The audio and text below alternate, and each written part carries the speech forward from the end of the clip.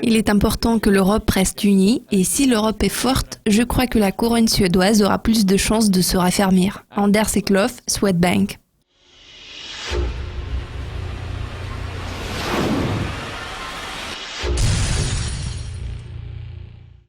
Le mois dernier, la Banque centrale suédoise a poussé ses taux d'intérêt encore plus loin dans le territoire négatif.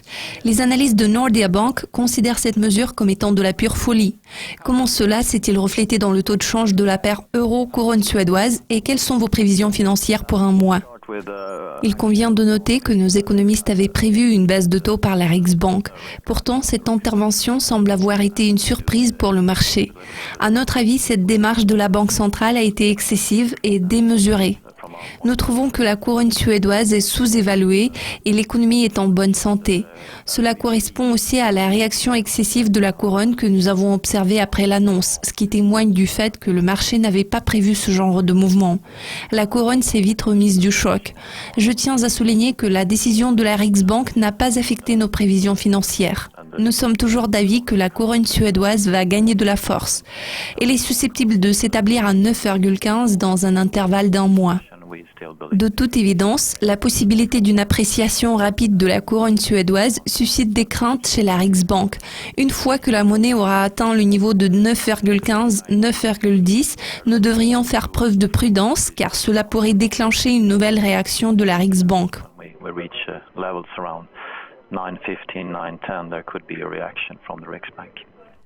La confiance des consommateurs suédois a progressé à 99,7, tandis que la confiance des entreprises s'est quelque peu détériorée.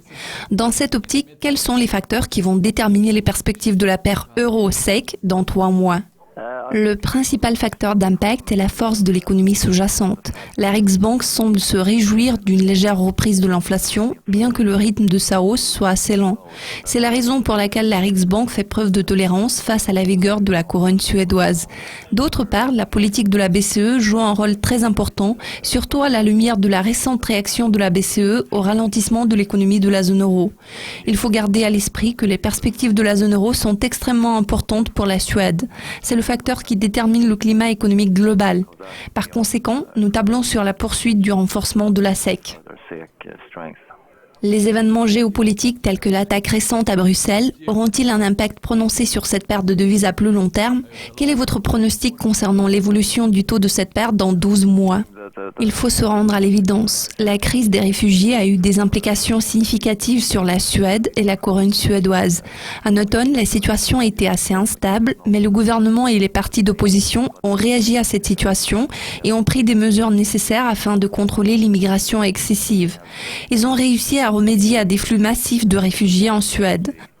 La situation s'est quelque peu stabilisée. Le principal risque maintenant sont les craintes de la population et les événements similaires à ceux qui se sont produits à Bruxelles.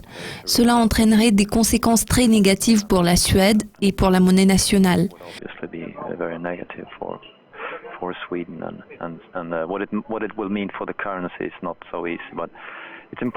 Il est important que l'Europe reste unie.